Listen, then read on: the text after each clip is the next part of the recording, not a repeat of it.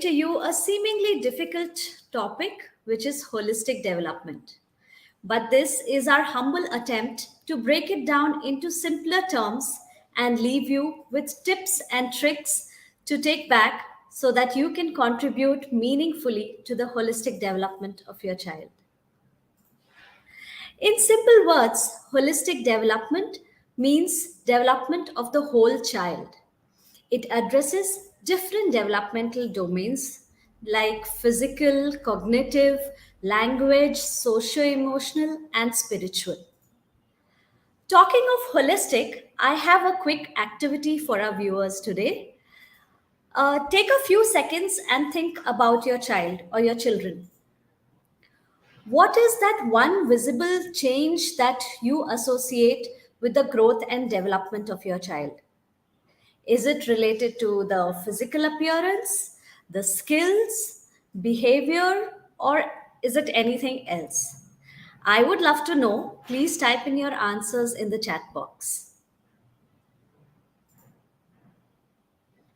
Okay, so while you type in your answers, I welcome Ms. Meghna Yadav, our expert today. Meghna wears many hats. She is an expert child psychologist, a parenting coach, and a mentor to various institutions within India and abroad. But most importantly, she is a mother of two. She is here to help us understand how we can support the holistic development of our children. Welcome, Meghna. Thank you so much, Kinshu, for having me here. A wonderful sunny day here, but I must tell you, this particular topic is brightening up me more because I seriously feel that this is the point of discussion across various parenting platforms. And I hope by the end of this session, each one of us as a parent will have something or the other that we can implement right away after the discussion, and I look forward for this. Great, Meghna. So, Meghna, while you were not on stage, I asked our audience a little question as to what they think when it comes to the development of their child, what comes to their mind. So, we Uh-huh. have a few answers here. I would like to read them out for you. Oh yeah, sure. I really feel that's a very pertinent question for this discussion. So yeah, people are saying it's socialization, Uh-huh. body, mind. Sorry, the balance of body, mind, and soul. Wow. Some say skills. Wow. There is physical growth, weight gain. Uh-huh. So yeah, a lot of answers coming in there. But Meghna, correct me if I am wrong here. I feel all these answers are very realistic and they are part of the whole child, as I was talking about earlier. And all of these developments, visible developmental changes that we see, are integrated and interrelated in some or the other way to find to uh, have a complete development of the whole child. And but I'm surely not the expert here. So tell me, I would like to hear from you on this, Meghna. Oh yeah. In fact, you have put it very right. I think you can call yourself an expert on this. We all are learning from each other. Yes. I look forward for these sessions because it's a great learning for me as well. But with my limited knowledge, I can for sure second what you are saying over here, Kenshu. We do have multiple areas of development, and probably we will go a little deeper about this discussion when we take questions from audience or when you have some questions ready for me. But one thing is for sure, the the process of development is never in one direction. It's actually in multiple directions. So earlier there were studies they used to highlight the development as a linear one, but now it is a clear cut pattern that we see that it is actually not in that way. It goes in multiple directions.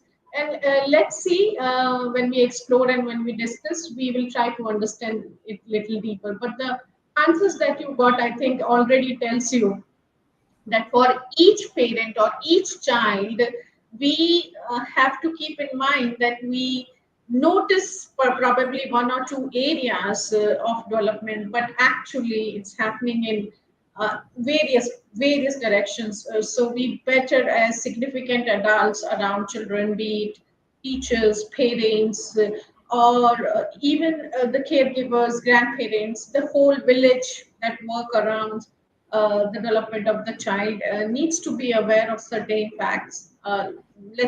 See how it goes. So true, Meghna. Development doesn't happen in silos. There's no watertight compartment to it. All of the skills and physical and mental development is interrelated for a child. Uh-huh. That being said, Meghna, how do you think parents and families influence the personality outcome of the children? As a parent, I want to know how big is my influence, and I am not the only person that the child spends most time with. In fact, my child, most of the hours she is awake, she is at school or daycare. So, how big is my influence, and how big is the influence of these external factors for her? Wonderful question. So, can you allow me to explain it a bit scientifically, and then we can implement the science on ground during the discussion as well. But to answer this beautiful question, we have to understand the concept of nature and nurture. And the nature part, which is the genetics part, uh, for years together, there were theories that clearly highlighted that genetic composition defines something as important as intelligence, or something that is as obvious as the eye color or the hair color or the skin color. No debates about it. We all know that genetics play a crucial role. And then there was another sector of researchers, psychologists, social psychologists, even education psychologists.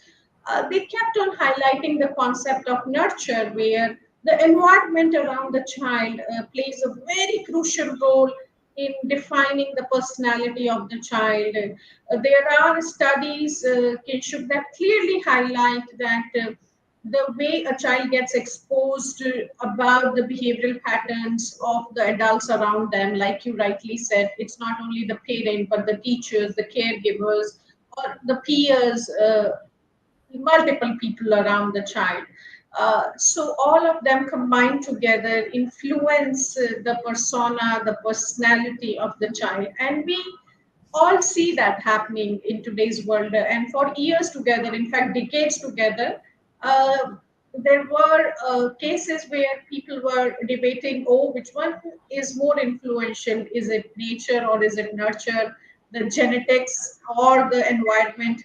But I'm so happy to tell you, especially in last 4 to 5 years, this debate of nature versus nurture, where genes impact more or genes influence more or the environment influences more.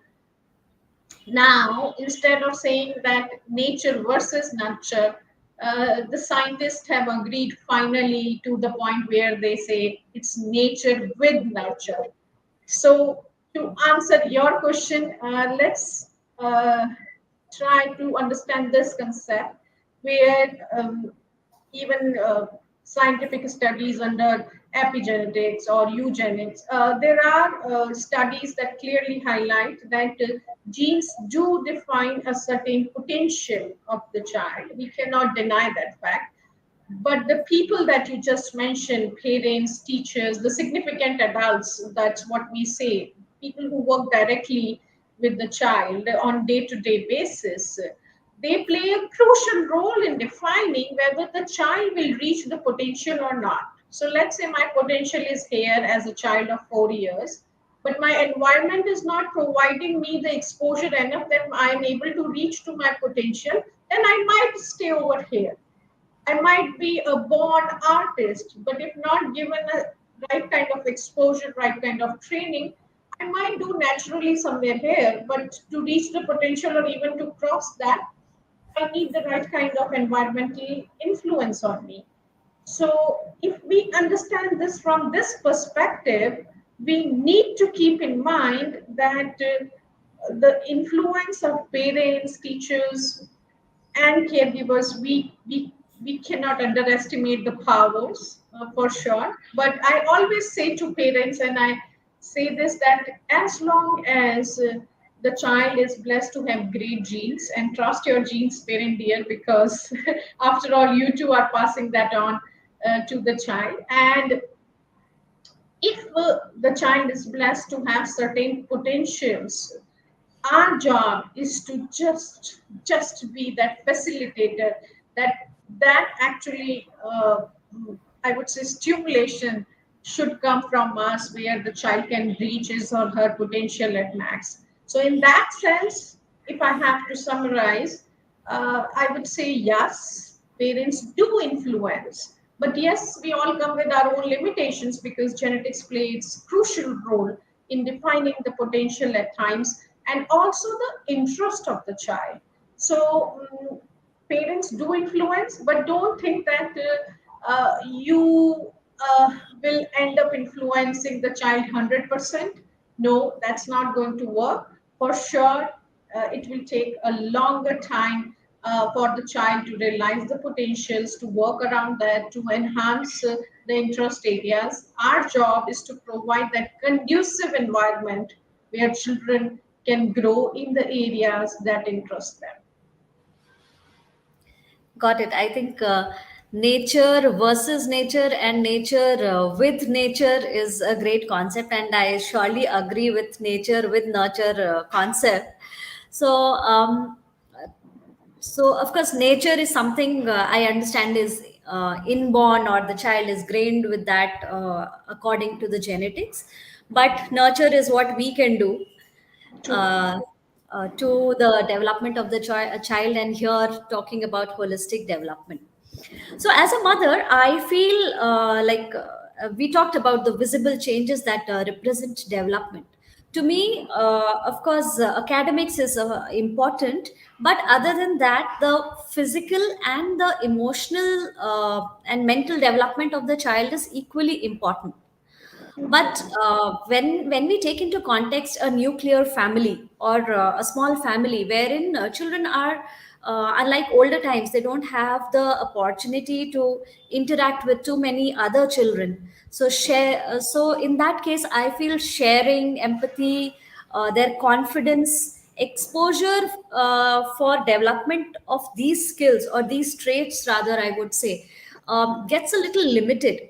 So these are like on the top of my mind, what I can think of are important areas of development. What do you say? What are the top areas that a parent must focus on when it comes to holistic development?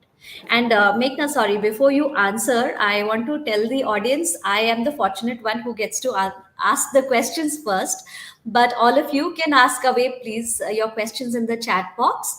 While you do, please mention the age and the gender of your child. It will help Meghna answer the questions in a more relevant fashion for you. So please type in your questions, and we'll take them up at the end. Oh, yeah, Sorry, sure. Meghna. Go on. No, no, that's very important. In fact, I always say in almost every session that when I hear the questions from the parents and I try to answer in my best capacity, I learn a lot. So I'm kind of greedy here and selfish a bit. So would request all the parents sitting in audience that you sitting here attending this session talks volumes about your involvement in parenting, and the world needs more parents like you. So please do share your thoughts, your feedback, or your questions. I'll try my best to answer. Now, coming to the question that you have asked, Kishuk, it's a long answer, because holistic development is not something that we can cover in few minutes. I'll try to do justice to this particular question. So, if I really have to give you the answer, and for the ease of parents, because whatever we are discussing, it has to go on ground and it should be implemented. So, parent dear, we do have multiple areas of holistic development, and the science is still evolving about whole child development, from pregnancy till especially the teenage.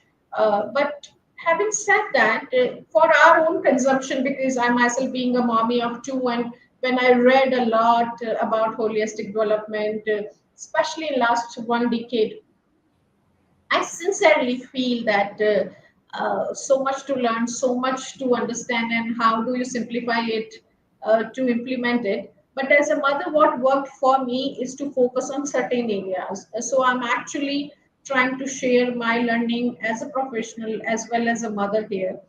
And the first and foremost is the easiest one to take note of is the physical development. So if we are talking about the holistic development, let's try to understand it in different domains. And the easiest one to begin with is actually physical.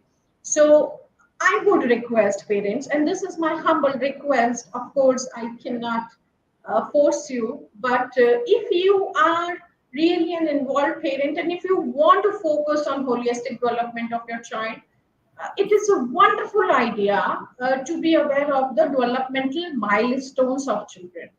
Now, for professionals like us who work in the child development, who work with children, for us it is on our fingertips, and we actually study it for every 2 weeks because for us the developmental milestones are that crucial. So, parents, please don't get bogged down about the tons of information about developmental milestones online or in books because they are more tilting towards the technical aspects. But in general, even if those of you who have very young children, it's a great idea to have a look at the immunization schedule of your child. And most of the immunization schedules of children have a very clear cut pattern about the height and weight percentile. So this is a very basic way to start. Just keep an eye. I'm okay if your pediatrician visits checks about the height, circumference, and all, but it is a great idea that you focus on that to begin with because you get into that mindset where you focus on the physical development of your child when your child is in an infancy stage. But gradually, as the child grows, it's a wonderful, wonderful option to just quickly browse the average height, weight of your child. Uh, just write the gender because gender matters here. Boys have a different pattern and girls have a different pattern. So I would heavily recommend. So just type the gender of your child and the date of birth or the age of your child. Roughly keep a track whether it's going in right direction or not. Another thing that you have to do in physical development, we broadly classify into gross and fine motors. So, gross motor is basically the whole body movement. And the most important aspect of human functioning that my whole body is works in a rhythm. So as long as my hand, my legs as a child are moving in the right way, I'm good to go. So gross motor skills are important. I would heavily recommend you to allow your children to go out, not stay indoors, especially in evening hours. I know it is easier said than done, Kinshuk, because most of the parents, like when I interact with parents for 30 or parent in a day or in a group setting also, I always hear that it's a challenge for us given our professional commitments that we are there for children in the evening hours. So I would heavily recommend to develop some solution around it because that's very important for them. And fine motor skills are about the finger movements and all. Probably we will take this more when we hear the questions, Kinshuk. But physical development or physical developmental domain is one aspect that parents should focus on when it comes to holistic development of the child. Now, the other one, which is socio-economic, emotional, I must say, because after working in various countries and now I am blessed to work, come back to my own country and work here, I must say, no comparisons, but we are blessed when it comes to social thread. We are blessed when it comes to socio-emotional development of the children. Even though there are nuclear families, like you highlighted, Kinshuk, we have a social thread where every single entity contributes in socio-emotional development of children, right from the home to the nanny who comes at home to take care of the infant, or there are multiple people around the child, grandparents, the extended family members. And then, of course, the daycare, the school plays a crucial role in socio-emotional development of children. So our jobs are easier being in India. I would say give this exposure as much as possible to your child. Rest all will happen naturally. Your simple job as a parent is to allow your child to go in social circles.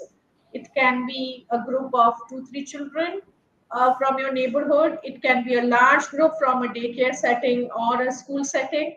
It can be an all adult family get together, but children will find their own ways. So, for socio emotional development, the best thing to do is to give as much exposure as possible, specifically for social development. And emotional development, I think we have covered a lot in our previous sessions. So I would say, parents, please do browse those sessions because emotional development is a multifaceted development, and it is difficult to cover everything. But one simple mantra: your child will imbibe the emotions you carry. So take care of that aspect, and the child will learn how you work around your emotions. Now, the next domain, which parents are very fond of, cognition, language specific, academic specific development. I know, I myself being a mommy, I won't deny this very fact that yes, I'm concerned about the academic performances of my children, especially the elder one who is now in teenage. He takes a lot of my time. I enjoy working on his academic growth for sure. I won't deny that. And I'm sure parents sitting in the audience will relate with it. Having said that, parent dear, from the very beginning, since the part of the language development or so, as I was explaining in my previous answer, world is still debating about the capacities of children when it comes to intelligence. Can this be purely built by the environment or is it ingrained? And I would say a good idea is to keep this aspect in mind. So what your child is showing as the academic potential, a wonderful idea is to accept that, accept where your child stands in the academic area. And trust me, both my children, I see this difference very clearly. One was struggling to write, one is a born writer. I'm still struggling with my elder one to write, and my younger one actually can train all of us to write.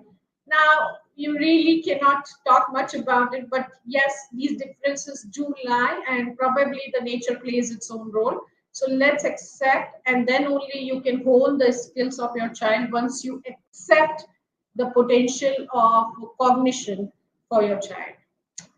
Last but not the least, and I think this world in today needs this particular domain development big time, Kinshuk, because this is about the spiritual and moral values. And a country like India, which is blessed to have a rich culture, rich heritage, we really need to bring the focus on the spiritual development of children, the moral development of children, and I would call it a holistic development only when we take this last domain in mind. So, parents, the small values that you carry in you, make sure you pass them on to your children. The very basic values like empathy, taking care of somebody who is sick, it starts from the family. And please do pass this on, the respect for all professions. This country needs that big time. I talk about it at multiple way platforms, so I won't lose this opportunity as well, Kinshuk.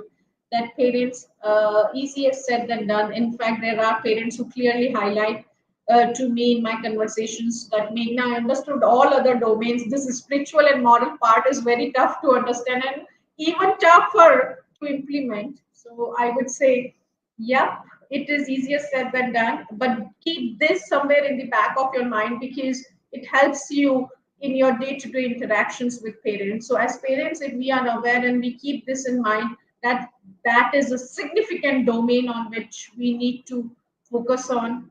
Trust me, this world will be a better place. So true, Meghna. Especially the last part where you said about the spiritual and the religious part of it. So, the culture that India carries, I think, what can differentiate between our children and the children across the world is what we pass on to them as our culture and the spiritual development. We often Yeah, but miss I want to discussing. correct. I want to correct here is Kinshu, good you use this word because there are many parents who get confused when we are talking about the spiritual and moral development. It's not only about religion. In fact, with due Yeah, respect to each of and course, every of course. religion, it is more about the very basic life essence, the lifestyle of a human being, be it from any caste, creed, color, religion, anything.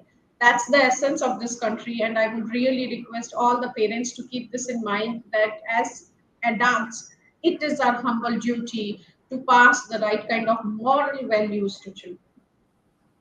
True. Agree. Agree, Meghna.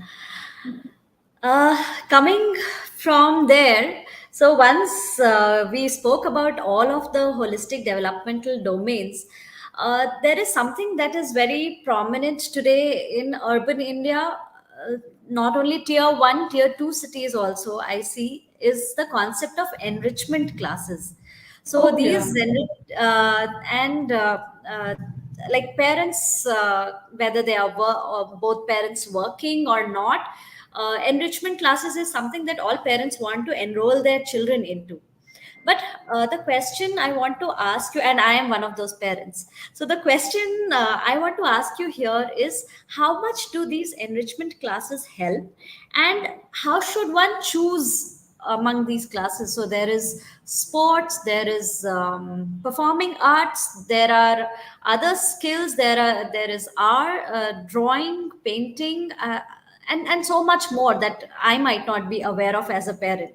And once I get to know something, it's a kind of a FOMO, that maybe my child is missing out on a particular skill. So how do I choose which classes to send to my child to, and how much benefit does a child draw out of it when it comes to holistic development? Uh, I'm sure your question resonates with many parents sitting in the audience. Like you said, I'm also one of them. And probably, apart from the feeding challenges of children, this is another most common question I hear, Kinshu. And my answer remains the same and very much rooted in the research around this area. So allow me a couple of minutes to explain this because parents need to understand it from a scientific lens. So I'll try to explain it in the simplest way, but it has its own science behind it. And the basic concept about enrichment classes also is to in a parent's mind it is to give that extra exposure, or it in parents mind it is to give that co-curricular activities. These are the phrases I hear a lot while interacting with parents. And parent here I would say enrichment classes or the hobby classes or these camps, summer camps, winter camps that you enroll your child for, wonderful ideas. I won't deny the concept of the right kind of the exposure. I said it in the very beginning that to reach the potential we need to provide that right kind of exposure to children. But it cannot happen with the concept of FOMO. I think you use that word. I'm sorry, I'm very bad at this, probably because I'm aging, Kinshuk. But I think it's this fear of missing, right? Missing out. And moreover, parents sometimes end up jumping or hopping from one class to another, and they just rush from tennis to karate and then to drawing and then to swimming and then come back with the music and all. I see this happening. I'm also one of them. Why would I deny that? But yes, uh, as a curious mommy, I started reading about it, and then as a professional also, so I can share the science. What it says clearly to us is that we need to provide the right kind of stimulation to a child's brain to reach the potential. This is said and done. This is a known fact in various platforms. It has been really written in gold that yes, parents' job is to provide the right kind of stimulation, the right kind of guidance, the right kind of exposure, provided the child has the potential. Now, in early years, it might be challenging for parents to know the child's potential, and that's where the science comes as rescue. So, what it says, and I would recommend to all the parents, those who have children under the age of 4 or 5, a wonderful idea is to bring few resources from your home. I'm not asking you to buy the fancy stuff. Please don't take me wrong.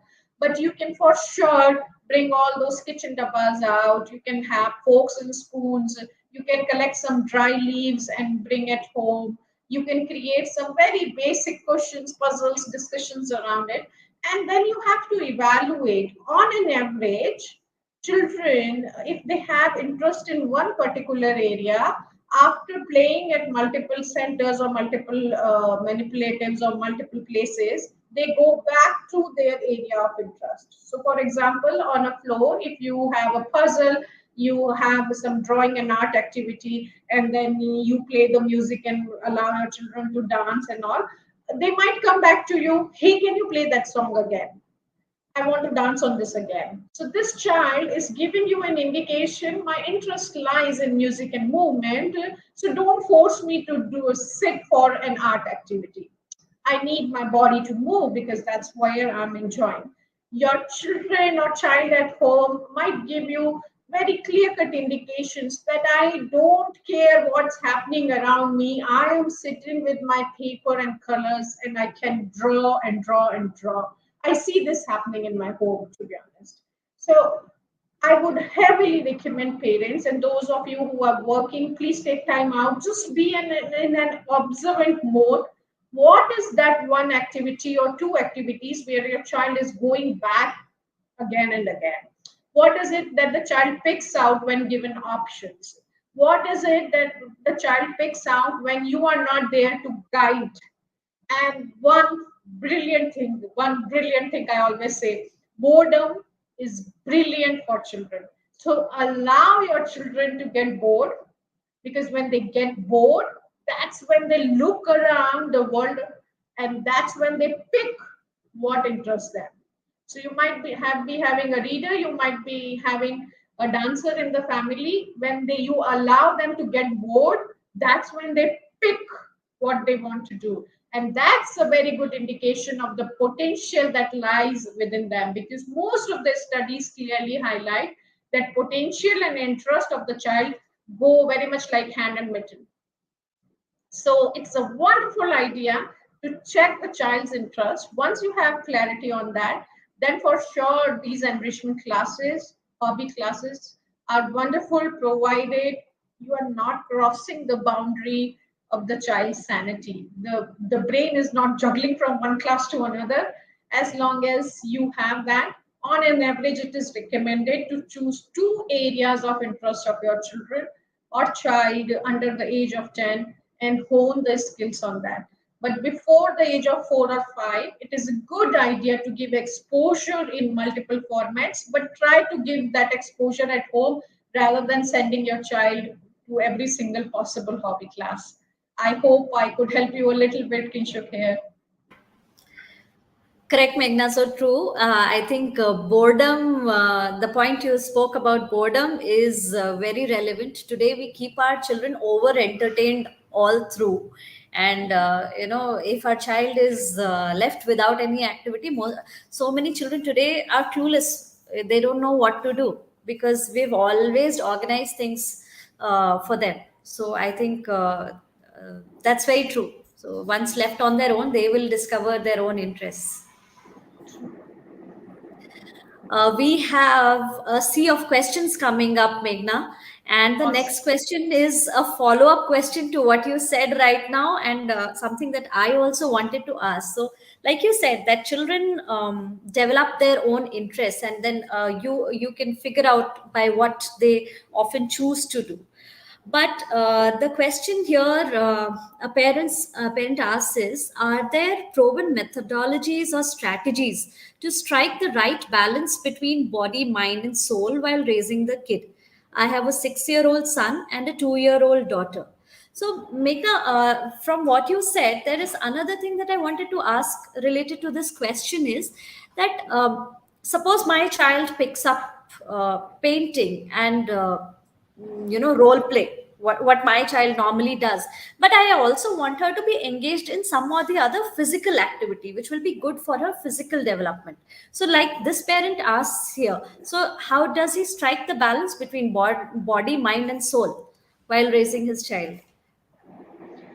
Uh, Kinshuk, I wish the world knew the answer that straight, but I can pick certain research or studies around it and try to answer or help this parent. Uh, of course, you both are not the first ones who are asking me this question. So, one thing is for sure, like you said, your child wants to do certain activities, but you also want the physical development of the child or healthy development of the child. Very rightly put by this parent also. How do I strike a balance between body, mind, and soul? So for that, for sure, holistic developmental concepts that I shared in one of your questions work beautifully. So as a parent, the first step is to be aware that there is a concept called holistic development, aware of the domains, like I said, for physical, be aware of the milestones. It will help you. Don't go technical much, but the general study about the developmental milestones, especially if you have children under 12, will help you a lot in giving the right kind of exposure to your child and keeping a track that I'm doing it good. It's not about only the exposure. Sometimes parents ask me this very simple question: am I doing it right? So this kind of basic knowledge base will help you a lot in deciding the right kind of exposure for your child. But yes, the tough question about striking a balance, I would say, parents, it's a wonderful, wonderful idea, and this is something I have implemented with more than 500 parents, if I'm not wrong, and got good results. I always say to parents, let's bring a little math in our exposure, and that helps us. So, God has given us 5 working days, Monday to Friday, and then there are 2 weekends, Saturday and Sunday. So, in a week of 7 days, a wonderful idea is to keep something in your mind, in the back of your mind, that hey, Monday, I will make sure that my child is doing something which is physical in nature. It can be an hour of football game, it can be half an hour of yoga, it can be just playing music in the evening and the whole family dancing to it. It can be as simple as that, but block your Monday for some physical activity. Then move on to Tuesday and you make sure you read something or you discuss something which is closer to your heart and revolves around the spiritual or moral development of your child. And then Wednesday, you make sure that you block it for some kind of social interaction. So I'm happy if your child goes all 7 days for social gatherings, interacting with peer, nothing can beat it. But this way, when you define your week, it is a wonderful, wonderful way to keep a track that I'm giving exposure in every area. And that is when you can think of striking a balance between body, mind, and soul. The similar way you end up doing some activities, puzzles, floor puzzles, or some activities for your 6 and 2 year old children that requires a bit of thinking, a bit of analysis, a bit of puzzle question. Simple games you can play it with your 6 year old. One works wonderfully. Atlas, I love when my children play that. They start with one country's name, and let's say if they say India, it ends on A, and then the next person sitting will say another country's name with A. So very beautiful ways, but you are stimulating the child's brain for cognition and language development. One great game that works for your 6 year old especially is that I think of a thing and then I give clues to you. So for example, I think of sun and then I say, oh, it is natural, it gives us light and energy, it comes in the morning, goes to sleep in the evening. The child catches it. Wonderful way to develop language. So have each day blocked in your schedule between Monday to Friday, and trust me, mommy and daddy dear, it takes hardly 10 minutes, but you are stimulating the child's brain.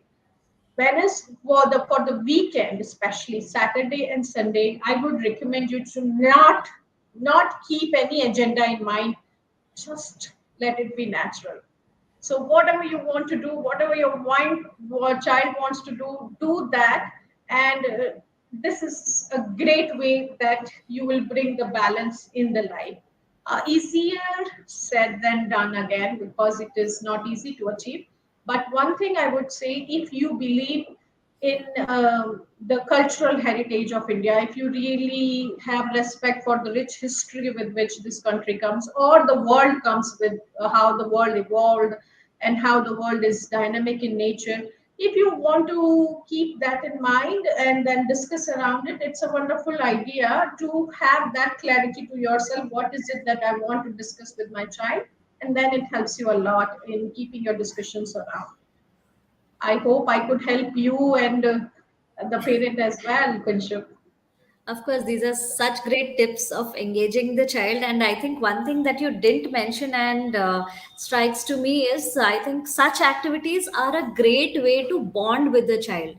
So, family bonding is also, I feel, a major part of the social and emotional development of the child. So, this will be a True. great way both parents and other family members can bond together. Yeah, yeah, totally. And I think parents know your family, know your child for sure. But it is something that you need to bring a little math 5 days a week, 10 minutes a day. It helps you. I see a lot of questions coming around emotions of children and uh, whether they obey their parents and things like that. I would request parents, if you can go back to our last live that spoke about the emotional language of children, it would be helpful here. Otherwise, you can just directly message us. We will try to answer your questions there. The last live about the emotional language should surely help and answer your questions. Yeah, yeah, true. Emotional language and decoding the language, and how do you bring the right kind of emotional stimulation to the child. We discussed this in depth in our last session. So you are very right, Kitshuk. But I'm more than happy to take the questions again if We there have a are any. sea of questions for you, Meghna. Sure, sure. Please go ahead. I'm blessed. I'm honored. So the next question here is quite interesting. The child is a girl child, 5.3 years old. Okay. She talks with all new persons, everything without hesitation at the first meeting itself. But the parents are not very comfortable with this. So is this normal, or do they need to change this nature of the child?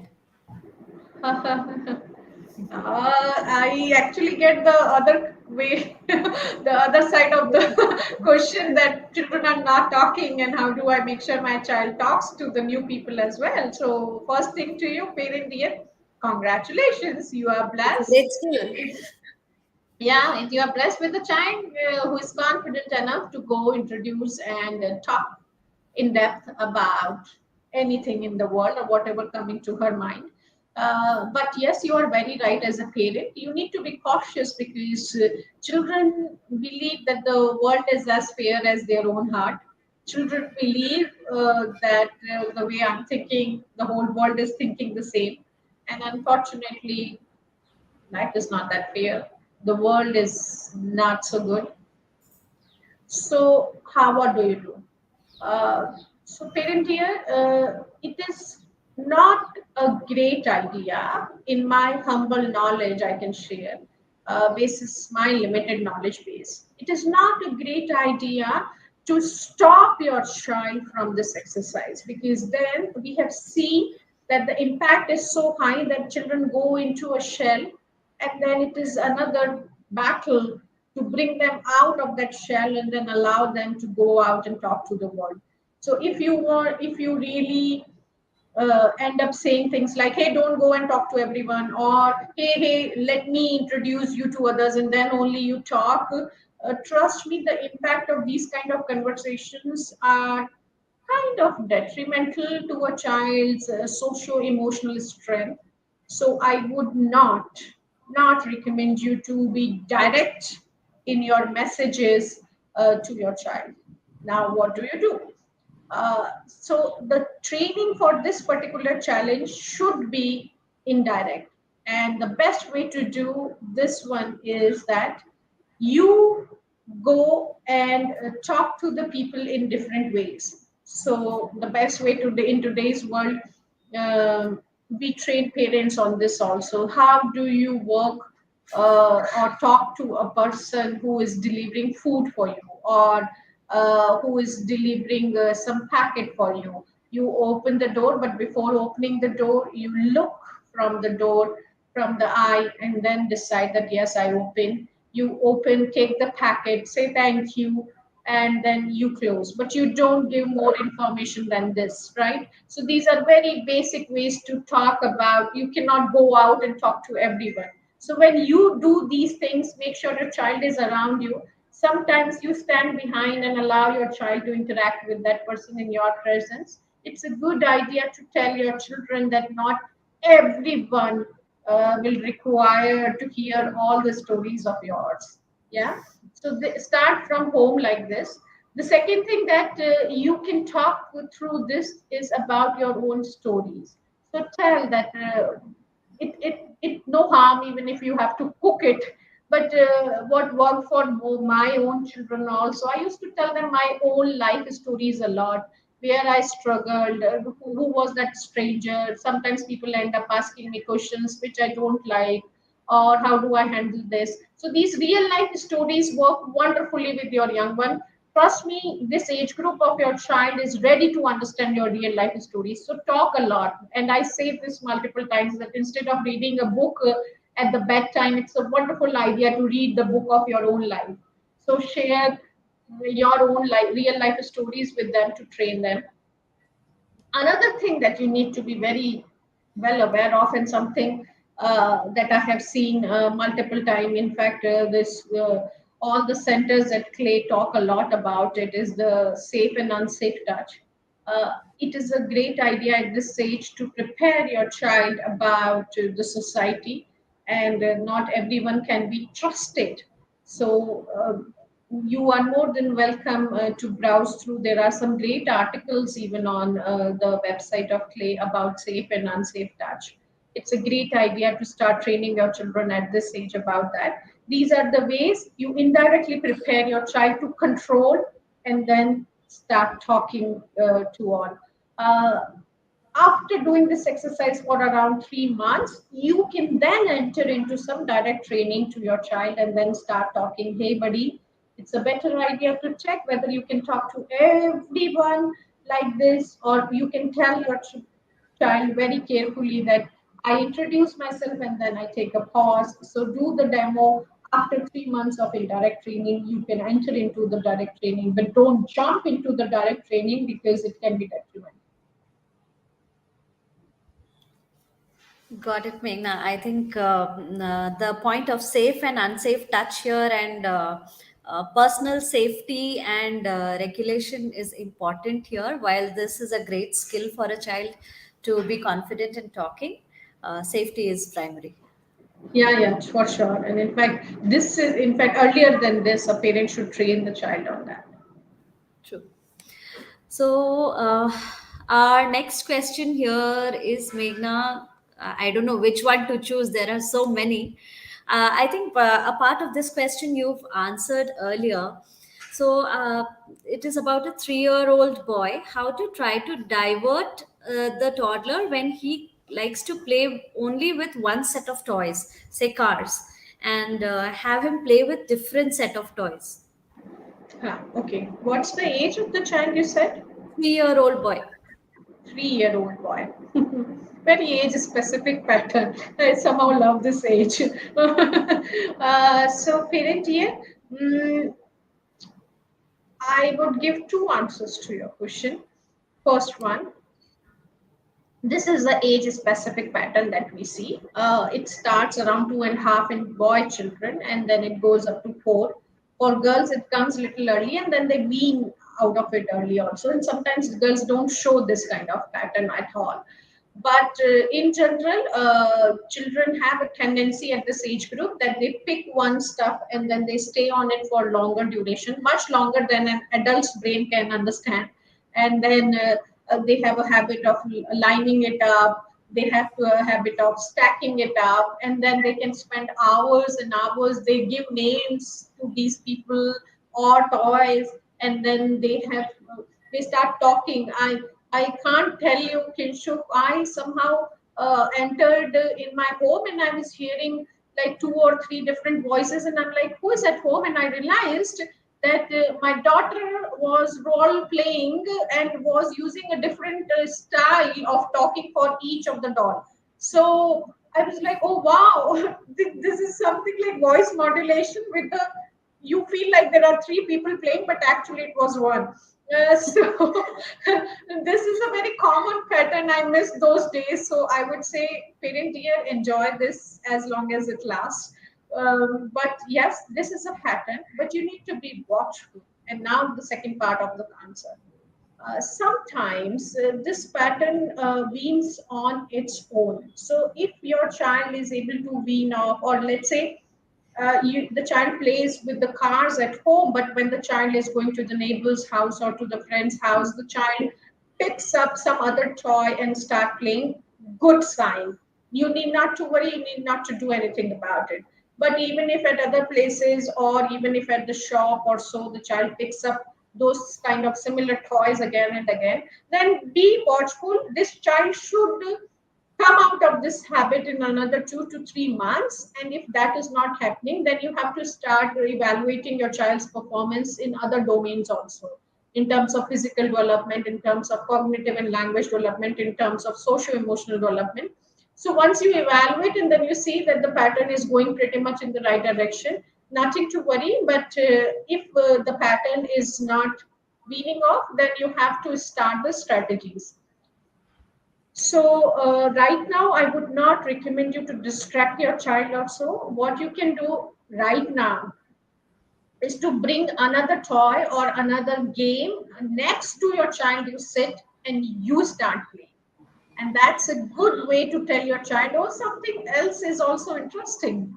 So you and your partner sit, let's imagine a floor puzzle. So your child is playing with the cars at one end of the corner. You bring that four floor puzzle and you start doing it. It's a good way to tell your child, I should explore other things also. Probably I'm interested in other stuff as well.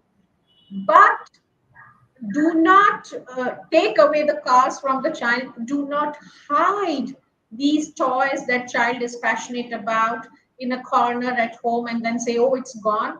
This is the worst thing you can do to your child, so please don't enter into that.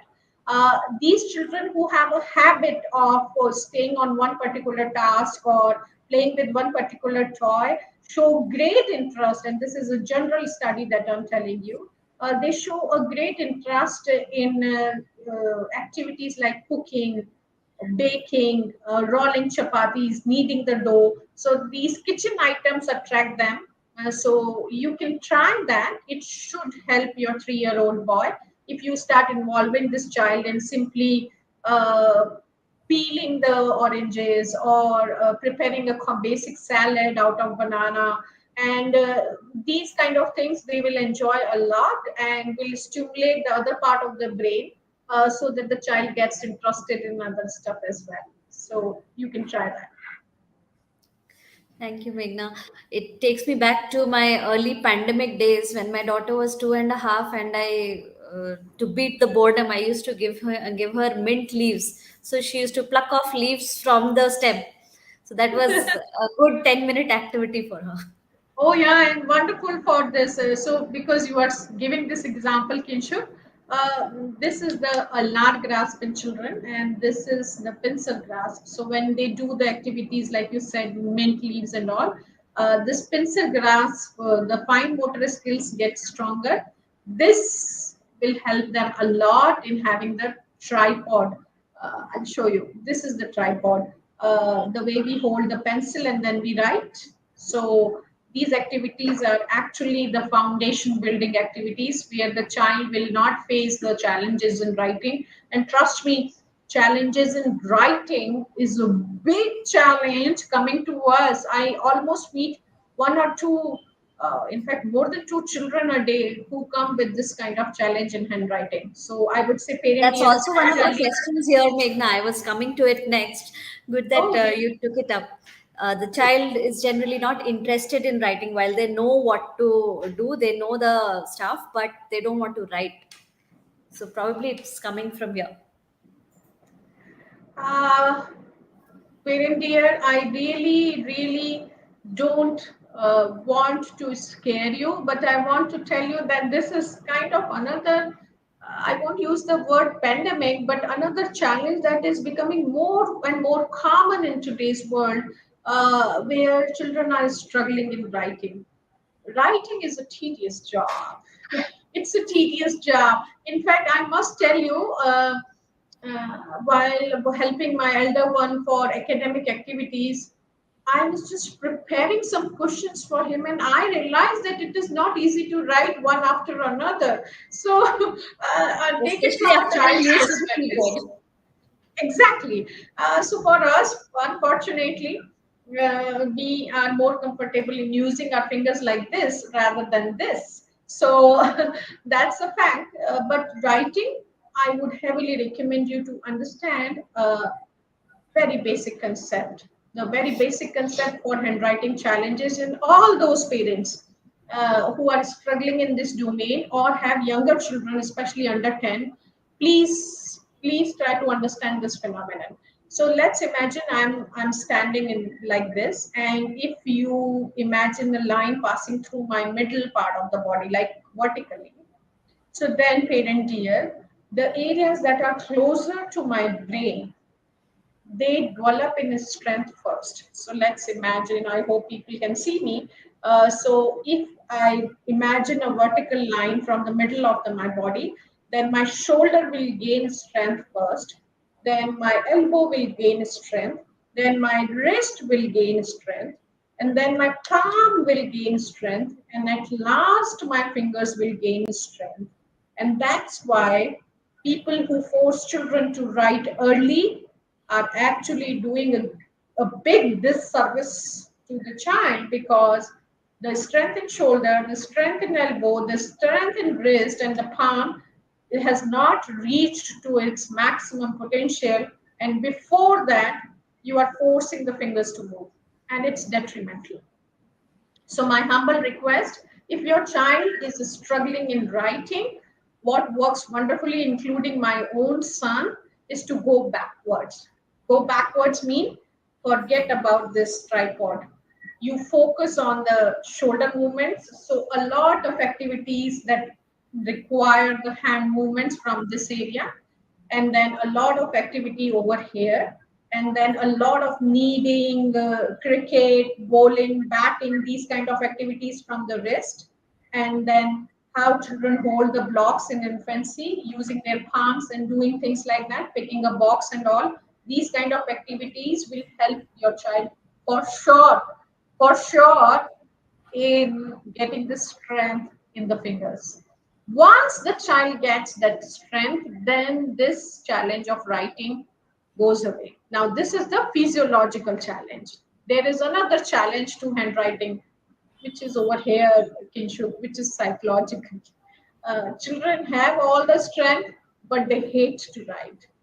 And for that, I would really, really recommend you to start or do activities that are more into not with handwriting but with fingers. So, like let's say the movement in the sand, making alphabets in the sand, or having a simple plate full of rava or suji or even the wheat flour, and then asking the younger ones to trace or so.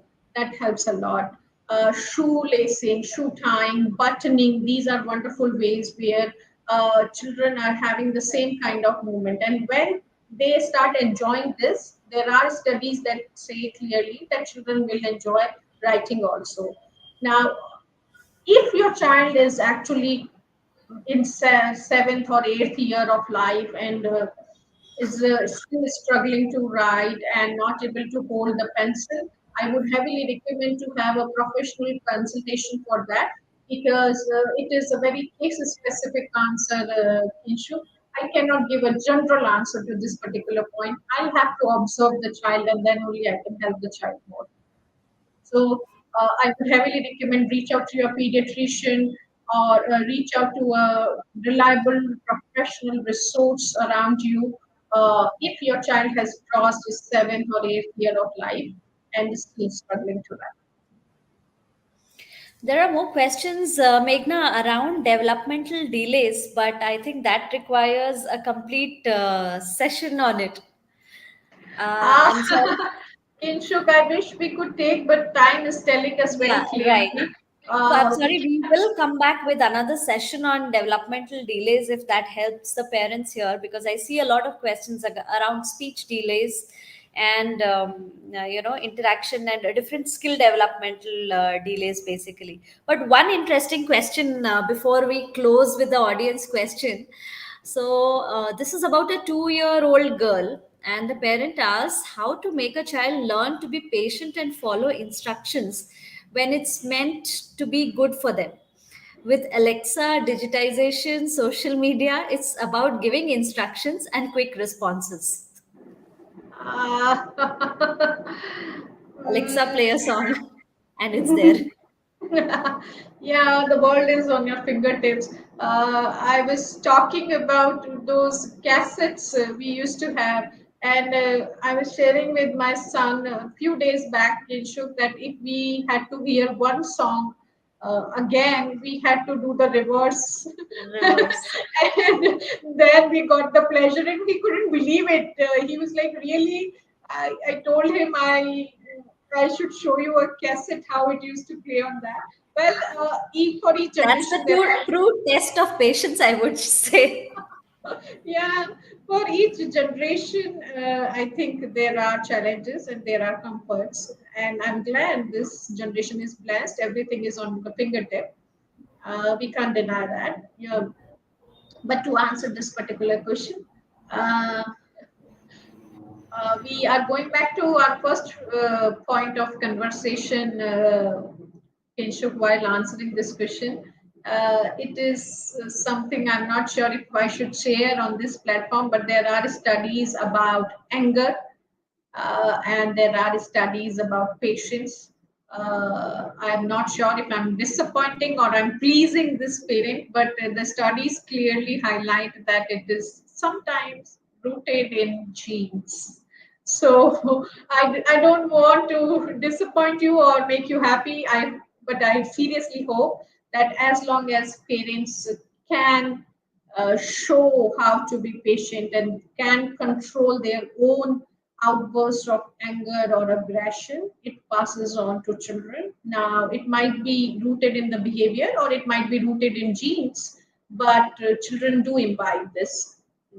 So, one thing is for sure, if you really want to train your child on being patient or so, it's a good idea to display it as much as possible. So, the last hour where you are just grabbing your bag and carrying your car key, and then you realize, oops, I left the laptop charger in the home, then you rush back and grab this. I end up doing this. So, in those moments, I would say, maintain your calm, don't get jittery. Very, very basic thing, but trust me, it passes on to children. Yeah, easier said than done again.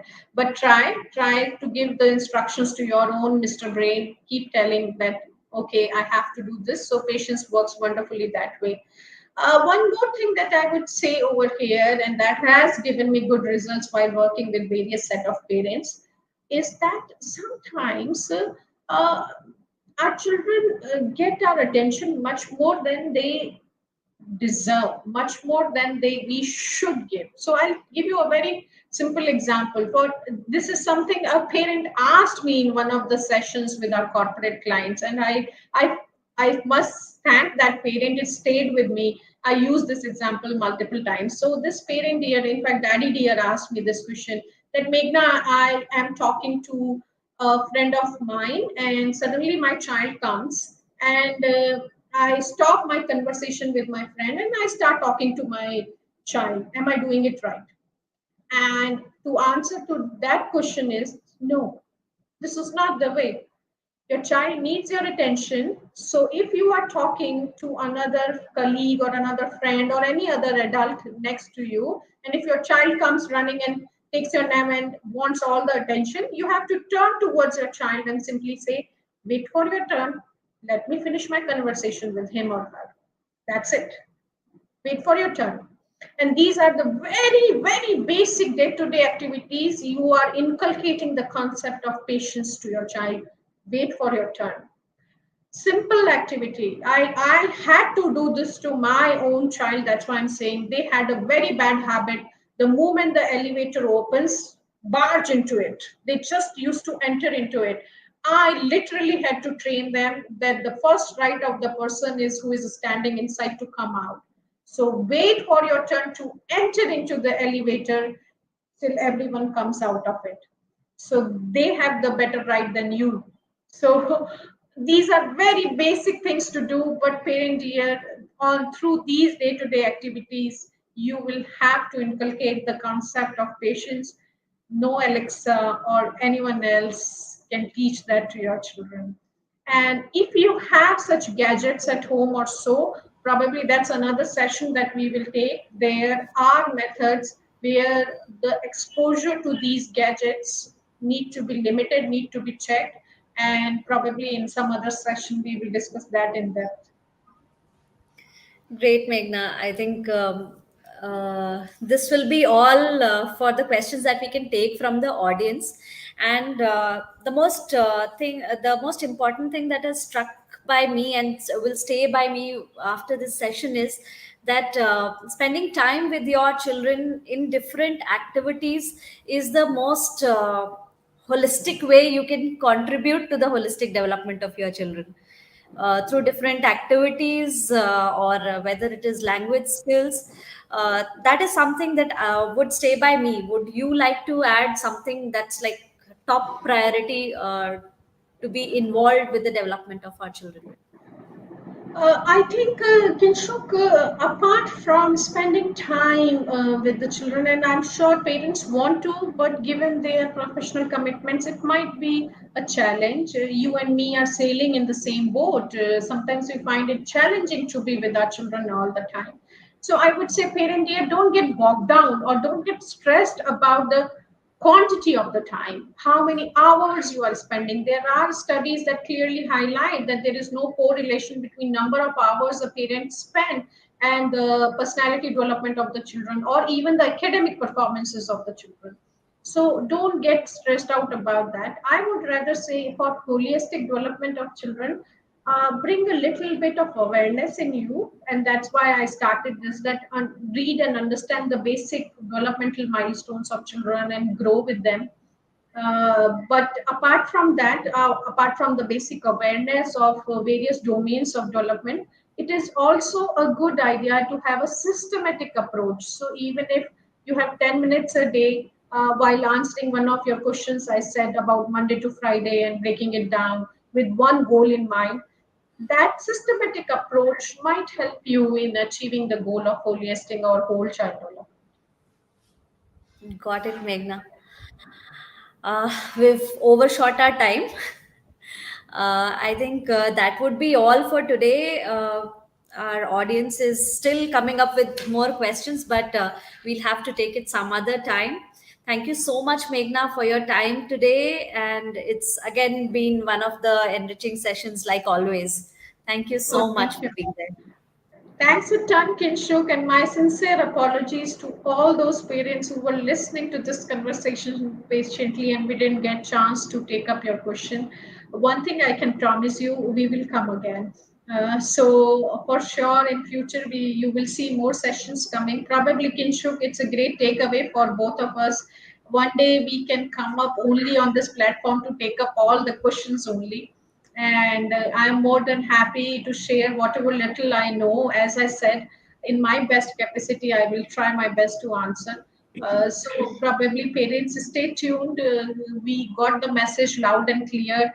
It is actually not easy for us to not take up all questions. I feel bad about it, but yes, time has a constraint to it. So for sure, we will come back and hopefully will bring more conversations around the pertinent questions regarding parenting. But thank you so much, Kinshuk, for having me here. As I say it 100 times, I'll say it again, probably like a broken record. It's a great learning for me as a child psychologist because when I hear it straight from the parents, that is where I get motivated to study more, to do more research and then bring the right kind of science in the simplified manner for parents. So thank you so much. And thanks to all those people who have written such beautiful comments.